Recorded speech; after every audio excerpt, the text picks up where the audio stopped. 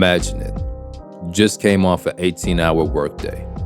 It's 5 a.m. now. You have to get up. You got to go to work despite being depressively exhausted. The labor is backbreaking, physically, mentally, emotionally, spiritually backbreaking.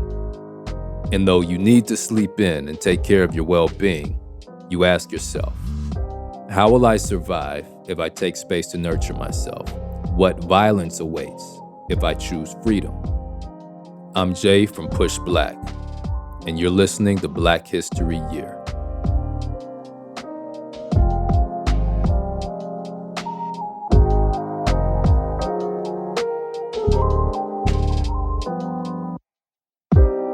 Now, it may have sounded like I was describing a situation from slavery, life on a plantation. But no, that's the reality for many of us today, and the psychology is no different than most of us navigating this anti-Black world, working and living on the plantations that exist in our daily lives. To break free from the generational chains shackling us to white supremacy requires a level of healing that today's guest understands deeply. Dr. Christena Cleveland is a social psychologist, public theologian, author, activist, and as a founder and director of the Center for Justice and Renewal, Christena urges justice advocates and others alike to learn the realities of subjugative systems while also strengthening and nourishing our spiritual capacity to break free from those realities.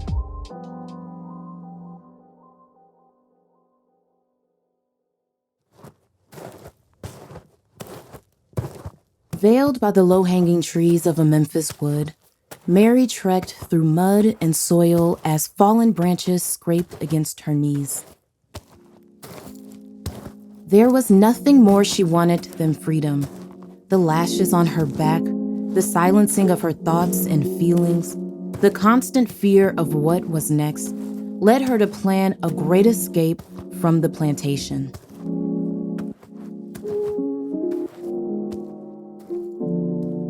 Few joined her resistance. The indoctrination into fear through violent oppression separated many from their roots. But as Mary fled the plantation, she carried with her a secret weapon, her spirituality, a key to our ancestors' resistance. For example, when the British fought the Ashanti Empire before colonizing them, the Ashanti never recognized the British as their betters, and eventually, they overcame British rule. But they didn't do this alone. They were guided by their culture and spirituality. Their power to overcome was based on their cultural beliefs, not those of the British. This means they never felt inferior or felt the need to assimilate into British culture.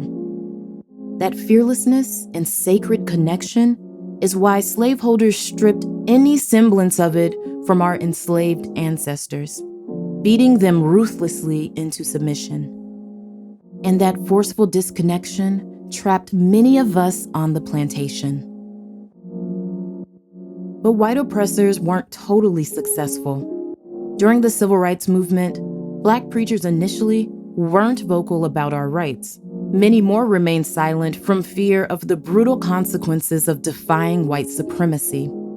It wasn't until the death of Martin Luther King Jr. that more faith leaders recognized the need for liberation and combined that faith with activism. Liberation and spirituality have always gone hand in hand. We cannot minimize how truly scary it is to break away from an oppressive system. But it must start somewhere. It must start from within. No matter what form your spirituality takes, overcoming fear is not easy work. But when we begin healing ourselves, we can move outward to heal our community and take those transformative steps away from fear and towards liberation.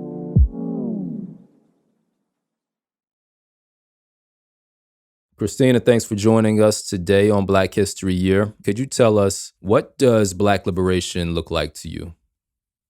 Thank you for asking that question and for having me on. Black liberation is being free in every way, economically, socially, physically, to move into our divine birthright as ancient and current Black people who are designed to just thrive. Christena, what does your work do to help push us towards that vision of Black liberation that you share? Yeah, I lead a small organization called Sacred Folk, and our tagline is Black liberation for all people. And so we center the Black liberation story in our work, and we use storytelling, psychology, theology, and practices to help us connect with our divinity and also connect with the fears and the anxiety and the stress that's preventing us from walking into that. So it's all about awareness of just what's going on around us. How can we have a sociological imagination, which is an understanding of how the structures of society impact us. And so we bring ourselves into that conversation so we can become aware. So then we can start to say, okay, so what can we do communally and individually? Dig in a little more. I'd like to know what that looks like. Yeah, we recently just completed an e-course that's now available for people to do as a self-study that is called Liberating the Mind, Body, Spirit from White Supremacy. And really it's about looking at, how have I been formed to be addicted to this capitalistic model of working? How have I been formed to consume what society says about me as a Black person? How have I been formed to develop spiritualities that support some of those systems of domination and subjugation? And what does it look like for me to take hold of my own identity as a Black person and start moving towards liberation? And so we go through 5 different stages of Black racial identity in that process and look at what are the fears at each stage that keep us there. What am I afraid of? And then what sort of spiritual practice and psychological practice can I pivot to so that I can move along into becoming who I was really designed to be? It's really fascinating, and it sounds very valuable to our community. And when you were speaking, it made me think of this concept that I just recently learned about within the past couple of years, the Black racial identity development concept. Is this course connected to that, or is it a framework that you've developed outside of that? Yeah, that's a great question. It's connected to that. My background as a social psychologist has put me in conversation with lots of theorists who look at racial identity development. And these come from a critical race perspective, this idea that we all are immersed in this white supremacist anti-Black culture, and it affects all of us, whether we're aware of it or not. And so for many Black people, the starting point is, how have I been affected by this white supremacist culture? And it really varies, right? I grew up in a Black family that was pretty immersed in white culture. But I also know people who grew up in Black families that had a much stronger Black identity. But then you go to school or you go to church and you go to the grocery store and you're exposed to white supremacy. And that impacts us. And so kind of ground zero for Black racial identity is looking at, how am I captive to the white supremacist idea of what it means to be Black? And then the stages move along to more and more liberation from that. So eventually you get to the point where your connection to abundance, your connection to spirit, to universe, allows you to step out of some of those spaces that can be harmful. It's kind of like, it's thinking a little bit about like being on the plantation versus being off. And I know as I started thinking about my life in terms of what sorts of plantations am I on, knowingly and unknowingly, and willingly and unwillingly, and why am I still here in this particular job that's bad for my health, bad for my relationships, bad for, why am I still here? Or why do I feel like I owe it to my family to be in a relationship with them without any boundaries? Even if that relationship is harmful, what is it about what I've been taught about what it means to be Black that says that being faithful to others is more important than being faithful to myself?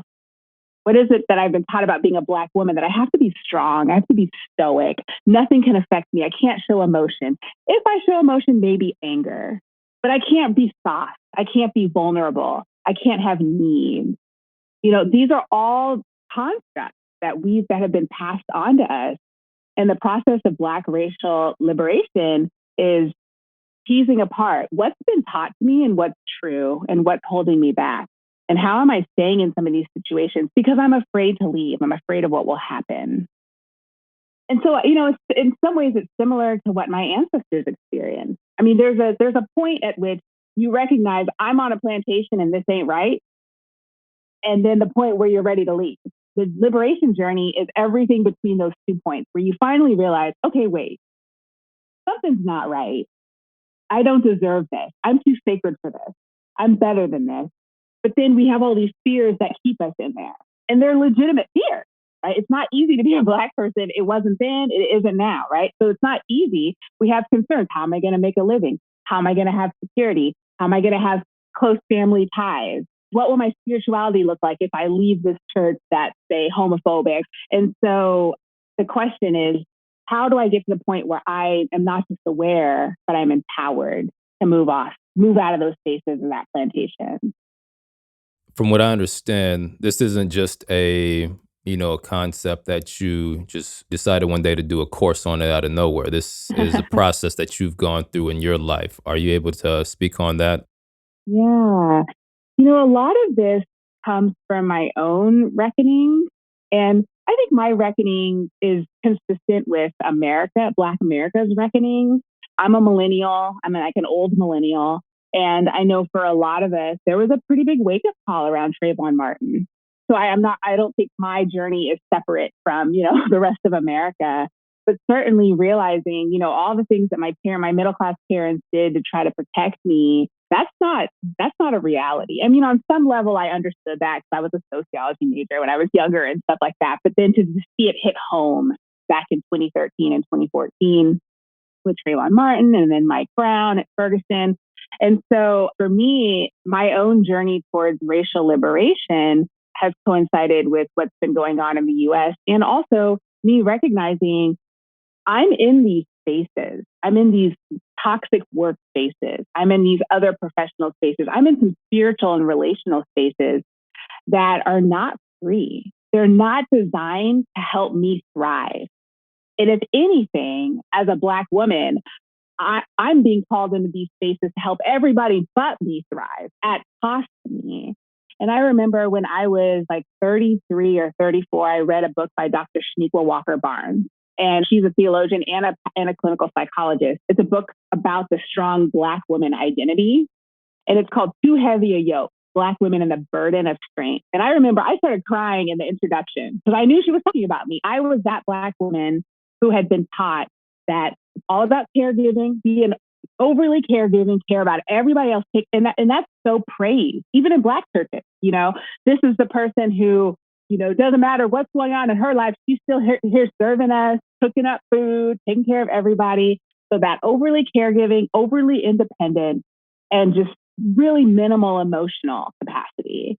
And I realized that's me, and I'm getting played. I thought that was the best way to be a Black woman in this world, because I was eschewing the Jezebel stereotype. I wasn't Sapphire. I was always sweet and kind to everyone and loving. And so I'm trying to run away from these Black female stereotypes that have really we've been saddled with as Black women, and running straight into another stereotype, this like stoic, perfect, strong Black woman who doesn't need anything. But that's related to high levels of anxiety and stress and other mental health issues. It's related to a lot of other health consequences like hypertension, diabetes. It's related to overspending and other forms of addiction. And so I was seeing that in myself. Gosh, this is not working. And so that's when I started this journey of looking at what exactly, what is this sociological world that's around me? What are the things that are keeping me here in place? And what's preventing me from really believing that I'm sacred too? And now my new mantra is like, oh, I'm just too sacred for this. I'm too sacred for this relationship. I'm too sacred for this job. I'm too sacred for this interaction. I'm too sacred for this. And so then the question is, where are those spaces that affirm who I am, and how can I pour my life and my time into those? That's really powerful. You said, I'm sacred too, which I think is an interesting phrase. Too, as in there's somebody else out there that is considered sacred, right? Mm-hmm.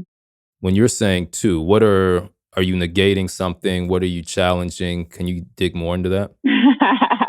Yeah, you're drawing out what's the biggest thing on my heart these days, which is this concept of God as a Black woman. I wrote a book called God as a Black Woman. It's out in February. And I grew up in Christian settings, and I grew up in many Black church Christian settings. Yet there was always this image of white Jesus.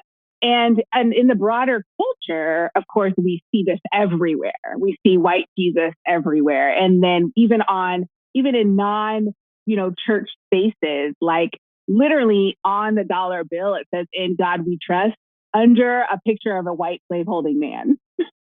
And so he's the God on the money, this white God, this white male God. And so everything in our society is designed to see the sacredness and the value of white cis men, particularly middle class or higher, straight, etc.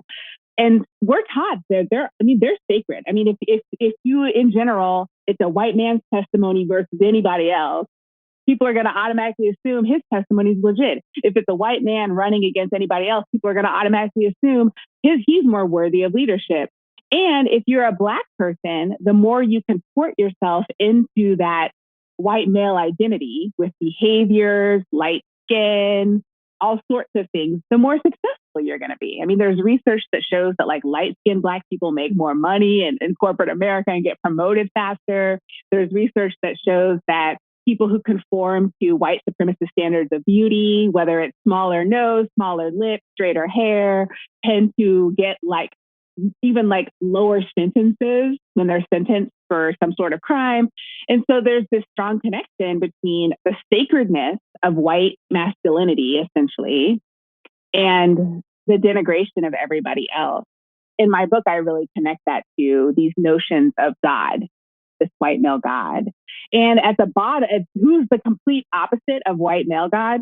Black women. And so we kind of labor and languish at the bottom of this social and moral pecking order. And if you look at the way Black women are treated, a Black woman who is socioeconomically oppressed and racially oppressed and gender oppressed, who dares to ask for help, is called a welfare queen. That's a moral statement being made about Black women who need help because society hates us. And if you look at research on little Black girls in elementary school in every single state, all 50 states in the United States, little Black girls are punished at least 5 times more and more harshly, more often and more harshly than white girls for the exact same grievances. And so at every level, Black women are seen as immoral, lazy, weak, a burden. And that's the opposite of the way white men are seen. And so for me, a big part of my journey has been coming into contact with a divine who looks like me, talks like me, acts like me.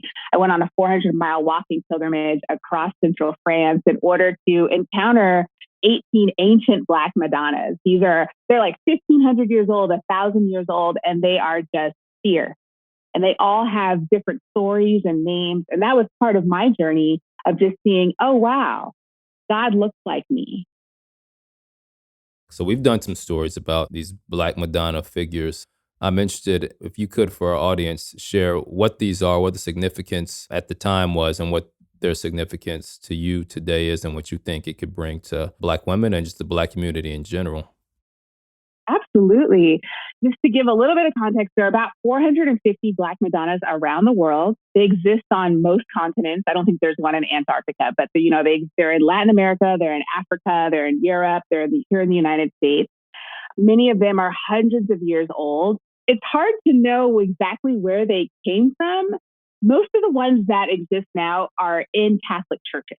And so Catholicism has a claim on them. But what's fascinating about them is that many of them existed before Catholicism even existed.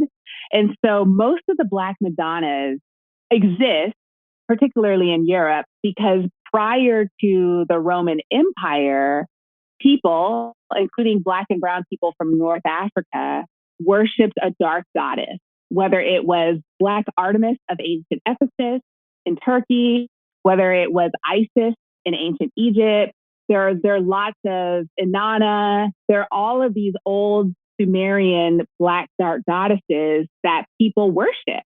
And when the Catholic Church came, they essentially gentrified them.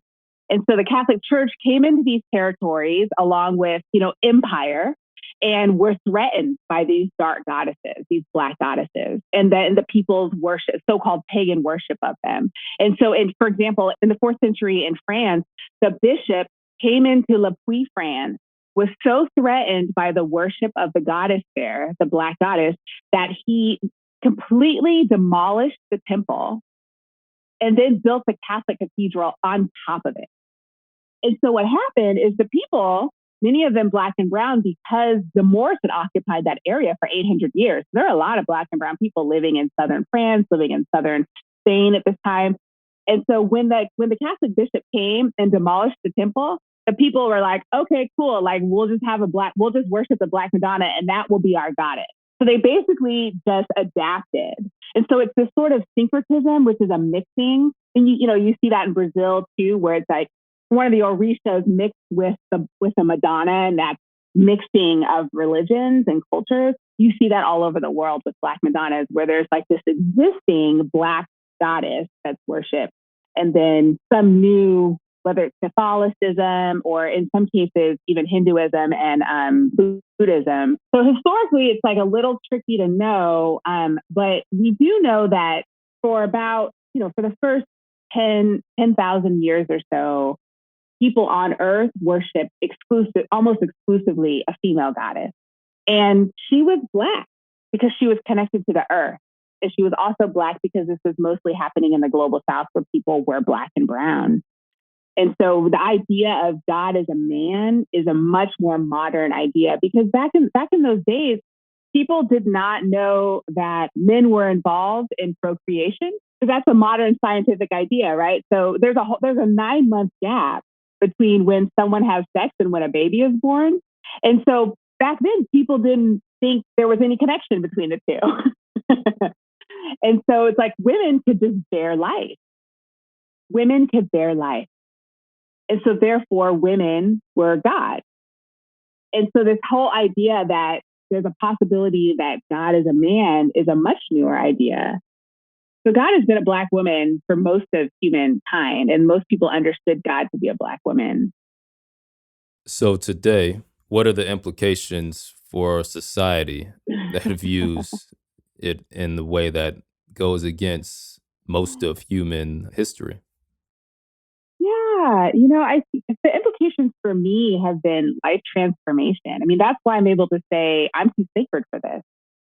After growing up in a society and a world where the most common, frequent images of the sacred were always someone who looks the opposite of me, to then come into this idea that, oh, wait a second, I'm divine too, and I know that because I look like this divine figure.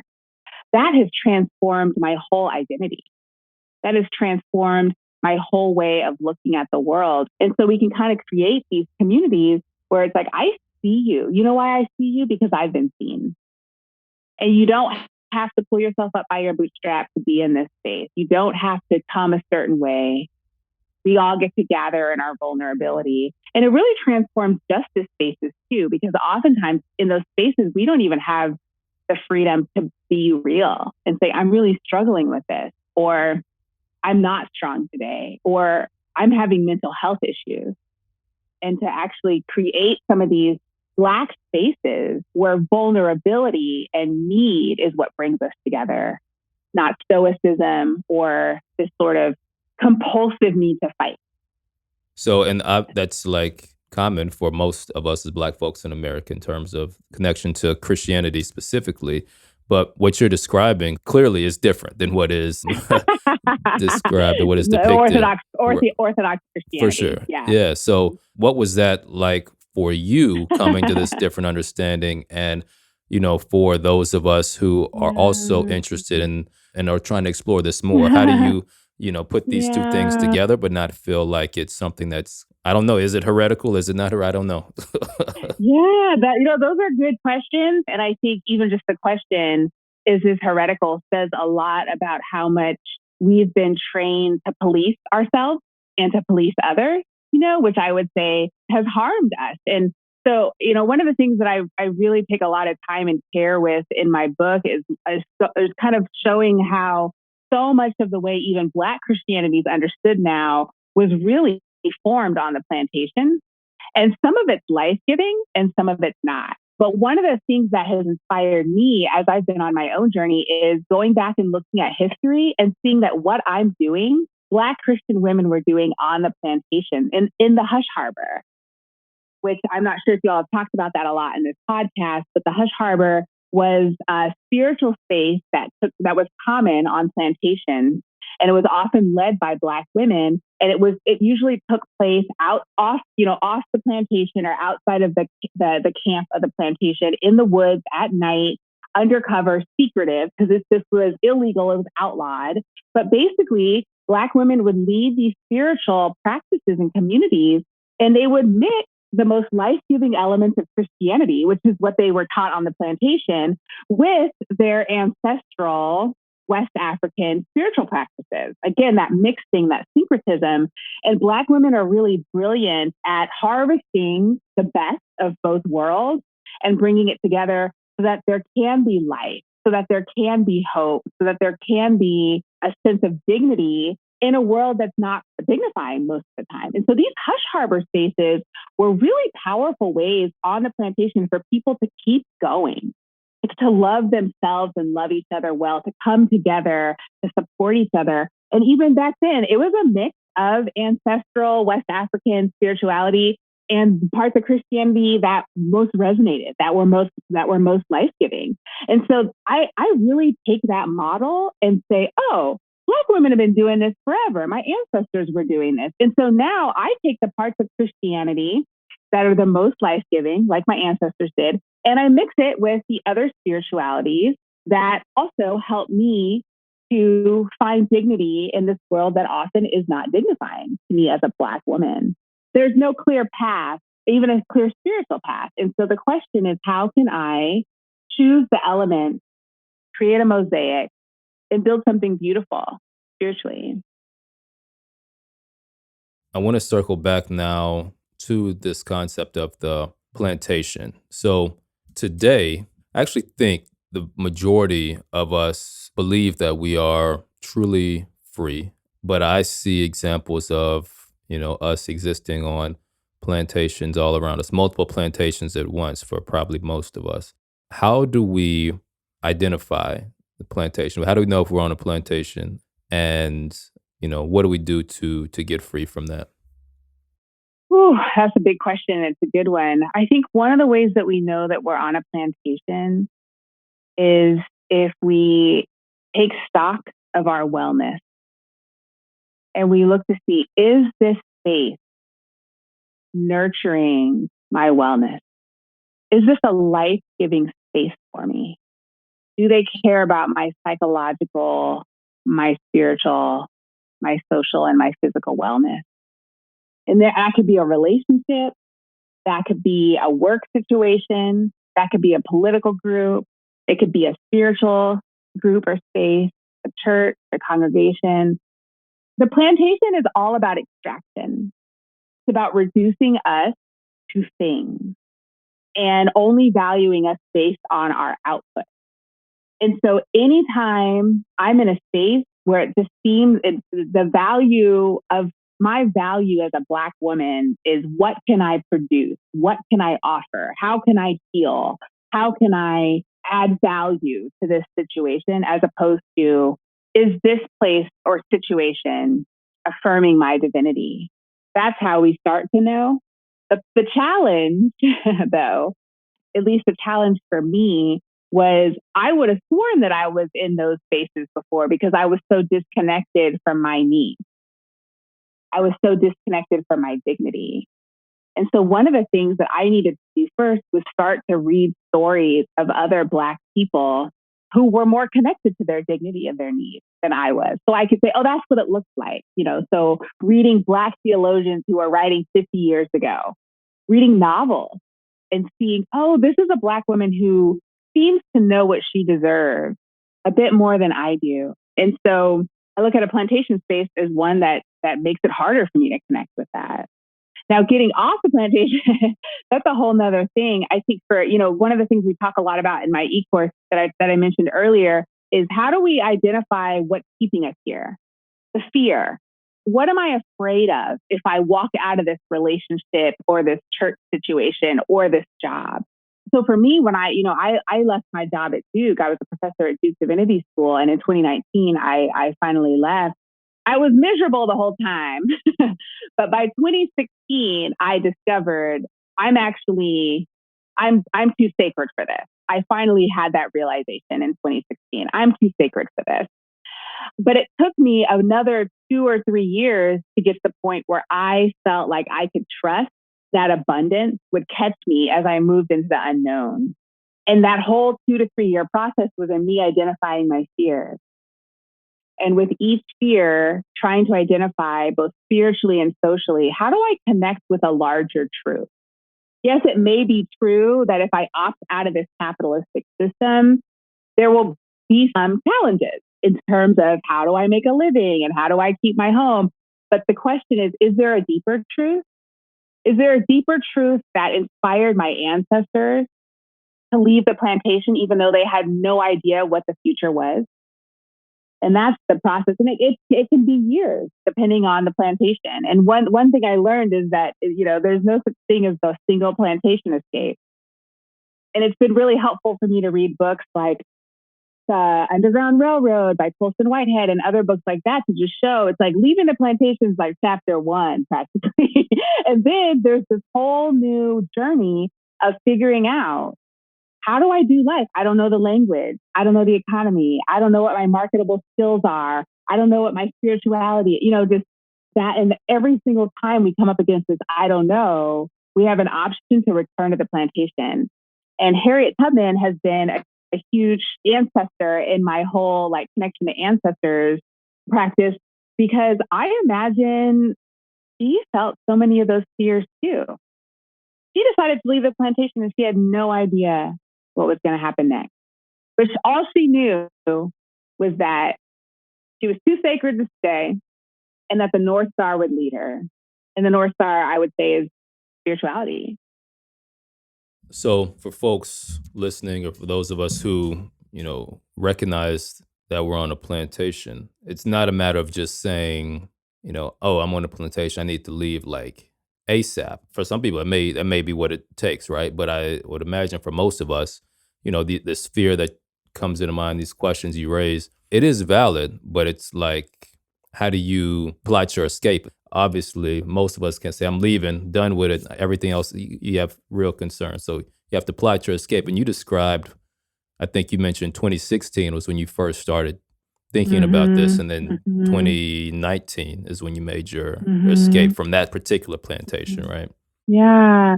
And, it's interesting because the plantation is so alluring. It's so interesting. I mean, if you even look at our ancestors, right, the vast majority of Black people didn't try to escape and didn't revolt. And that's not because Black people are weak. We are so strong. It's that the entire system is designed to keep you there. The entire system is designed to teach you, to literally put it into your DNA that this is the best you can do. This is all there is for you. So take it. This is the best you can do. And that's why getting connected to my own sacredness was so important for me, because I had to finally realize, oh no, I'm better than this. The system is telling me this is the best I can do, but my spirituality is telling me I'm too sacred for this. And then also, it's not a weakness to stay on the plantation. I want to really, really make that clear. And people who find ways to escape are not better or more moral than others. I think the question for all of us is, how can I be more free? And what does that look like? And for some people, being more free in this moment means going into those hush harbor spaces and practicing a spirituality that connects you with abundance. For other people, it means leaving in this moment. My hope is that we're all just faithful to where we are in that moment.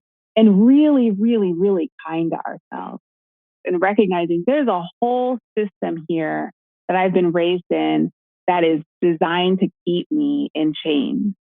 And the capitalistic system is designed to keep us so frenzied, so busy, so stressed out all the time that we don't even develop those hush harbor spiritual practices to go out into the bush and connect with each other and connect with spirituality. So that I imagine, as I think of my ancestors going out into the hush harbor to dance, to cry, to shout, to hug, to be together, to imagine another reality, right? I mean, so many spiritual spaces are about imagination too. I imagine every time they came back to the plantation to go to sleep in their cabins, they were like a little bit more, I'm more sacred than I was before I went. Just I'm a little bit more connected to who I really am because of those practices. But with all these jobs that we work and with, the strong Black woman personality and identity where it's like, I'm going to go do this and I'm going to volunteer for that and I'm going to take care of this and I'm going to, it's like, it's designed so that we don't even stop to breathe, let alone dream and imagine. So sometimes it just starts with taking a break. Yeah. I hear that. And I see it clearly. I mean, I think all of us can relate to that frenzy you described and that focus on the, material existence that's in front of us, but not on the higher self or the unseen that can really, help us tap into that abundance or the spiritual abundance in ways that the material world just won't provide. But what do you think it looks like for our community if a critical mass of Black folks opted to leave their respective plantation? What happens then? I think there would still be a lot of internalized oppression that we would need to work through. I wish I could say it would just be, glory time or glory days. But I think, we've been formed in a certain way, so we would still need to keep working through trauma and internalized oppression. But I think ultimately we would become what's considered to be a matriarchal society, which is a society based on need and meeting people's needs. And so the more we get free, the more we're interested in the liberation of others because we've personally experienced it. And so then we start to pass around money and other resources in ways that are really based on need, as opposed to what is this person doing for me? How is the relationship that I get I get out of it, what I'm putting into it. And so I think there's a tendency towards nurture the more that we decolonize the ways that we have been anti-nurtured. Amazing. Christena, I appreciate your time today. It's been a great conversation. Is there any final thoughts you want to share with our audience? Yes, read my book, God is a Black Woman. You can pre-order it now. It's from HarperCollins, and I wrote it for Black people, and I'm just excited to engage with the Black community around it.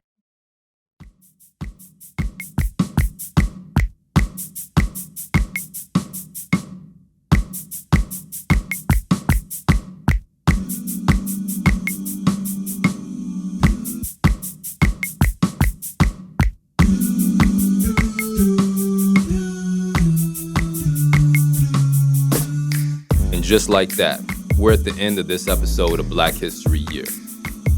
This podcast is produced by Push Black, the nation's largest nonprofit Black media company.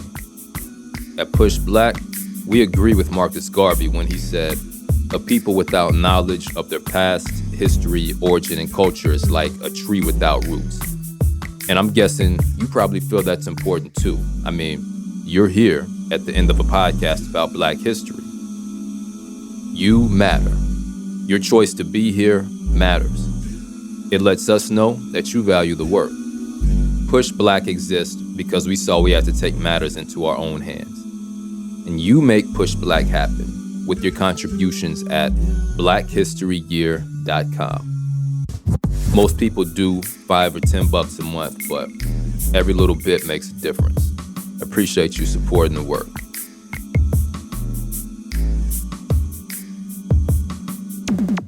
The Black History Year production team includes Tareq Alani, Patrick Sanders, Leslie Taylor Grover, William Anderson, Jareyah Bradley, Brooke Brown, Shiavon Chapman, Tabitha Jacobs, Abeni Jones, Briona Lamback, Courtney Morgan, Zain Murdock, Akua Tay, Tasha Taylor, and Darren Wallace. Producing the podcast, we have Cydney Smith and Sasha Kai Parker, who also edits the show. And Black History Year's executive producer is Julian Walker, and I'm Jay from Push Black. Peace.